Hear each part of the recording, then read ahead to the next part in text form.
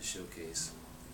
There's something about being in an overpriced hotel with 80 banjo players that seems to open you up to the messages that the universe is putting out. I found myself in desperate need of taking a walk. About the second day I was there, I was out on the street, and I ran into a fella who was asking for spare change on the corner, and I said, "Partner, I don't usually like to give out money on the street, but if you're hungry, I'll buy you something to eat." We were in front of a Burger King, so we went in and got a couple hamburgers for him. He bought an extra large coffee and a large fry. He got about a dozen of those white little paper cups that you pump full of ketchup and a big pile of sugar packets that all went into the coffee.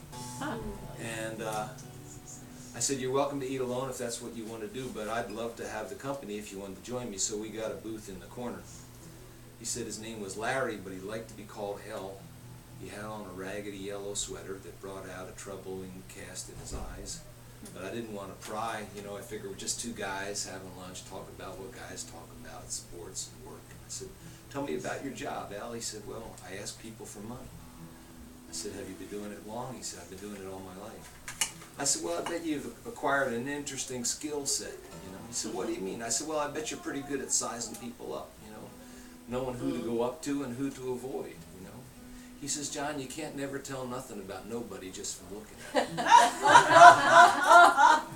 He said, "You can see the sunshiniest looking person in the world coming down the street, and you go up to them and they start yelling for the cops.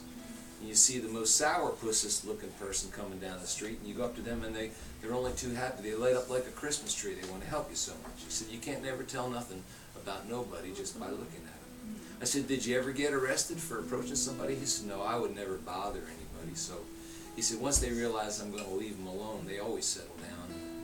I said, "Well, did you ever meet any unique characters? Like, did you run into an eccentric millionaire giving out $1,000 bills, that kind of thing?" He said, "John, what do folk musicians smoke?" He said, "There are no millionaires giving out $1,000 bills on the streets of Oakland. Trust me, I've been looking." And I said, "Well, you know, you must. Who is like the nicest person you ever met in all these years?" He said, "You are." I said, "Al, man, I only spent like $7.50 on your lunch, so I know you've met more generous people than me." He said, "John, I met lots of people that gave me more money, but I never met anybody that wanted to eat with me." Oh. And so that inspired this song. It's called "Don't Just Do Something, Stand There."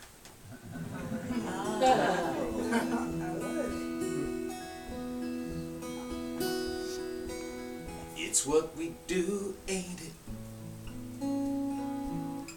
If it looks worn, painted.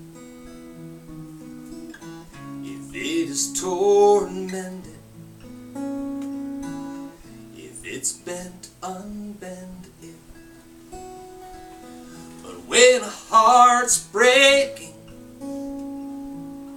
or when a soul is shaking, and your bag of tricks is clean out of quick fixes, don't just do something. Don't just do something. Don't just do something. Stand there. Don't quote renowned sages or Sunday school pages.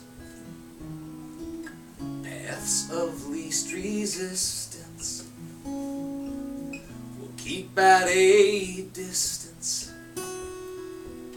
The challenge of seeing the whole human being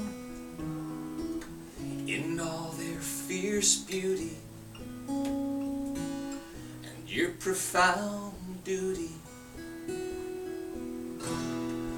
Don't just do something. Don't just do something. Don't just do something. Stand there. In the still and screaming silence, with the illness and the violence, where the cosmic joke is on us. Tears and laughter keep us honest. Whether it's deep sadness or borderline madness, do not disrespect it or look for the exit. Stand in the breach, brother. Stand with one another. Your presence, sweet sister, can heal and minister. So don't just do something. Stand there. So my story was like almost the whole second song.